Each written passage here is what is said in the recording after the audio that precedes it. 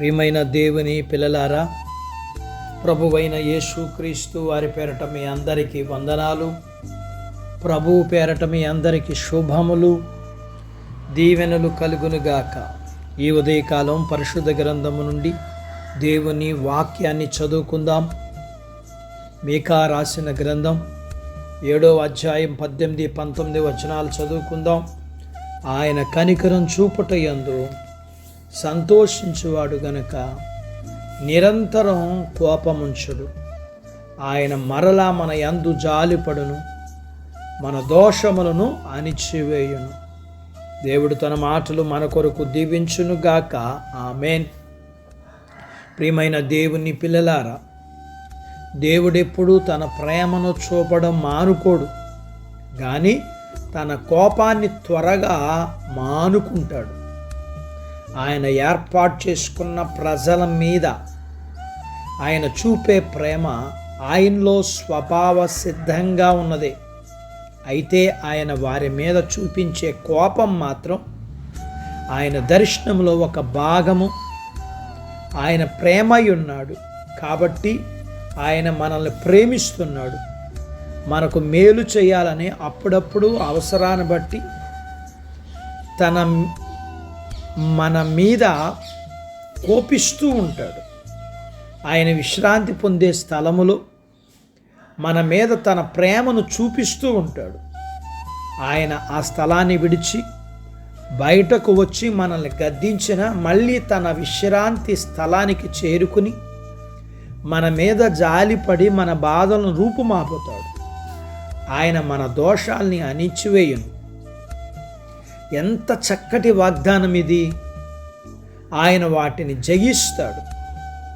అవి మనల్ని మళ్ళీ మళ్ళీ బంధించడానికి ప్రయత్నిస్తాయి. అయితే ప్రభువారు తన కుడి చేతిని చాపి బలమైన కార్యాలు జరిగిస్తారు. ఆయన ఆ దోషాల మీద మనకు విజయాన్ని అనుగ్రహిస్తారు. కనానీయుల ఆ దోషాలు కొట్టివేయబడతాయి. వారి పాపములన్నిటినీ సముద్రపు అగాధ జలములలో ఆయన పడవేస్తారు.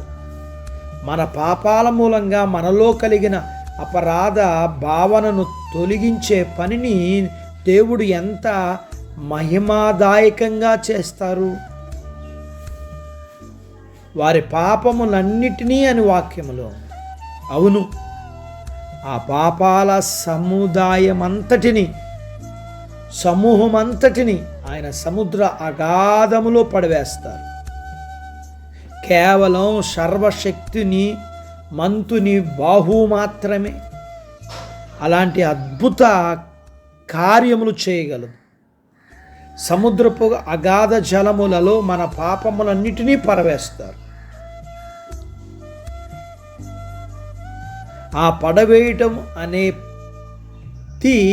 పైన కూడా కాదు, అవి మళ్ళీ కెరటాల దాటికి పైకి వచ్చే అవకాశము ఉండడం అనేది లేకుండా అని చెప్పి మన పాపాలను అగాధ సముద్రములో పడవేసిన వాటిని తొలగిస్తారు. ఆ పాపాలన్నీ పోతాయి. అట్టి భాగ్యత దేవుడు మనకు దయచేయునుగాక. ఆమేన్. ప్రార్థించుకుందాం. నాతో పాటు ఏకీభవించండి.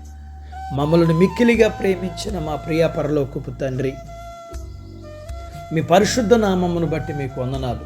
ఈ ఉదయకాలం మీ పాదాల దగ్గర మీ లేఖనాన్ని మేము నేర్చుకోవడానికి సహాయం చేశారు.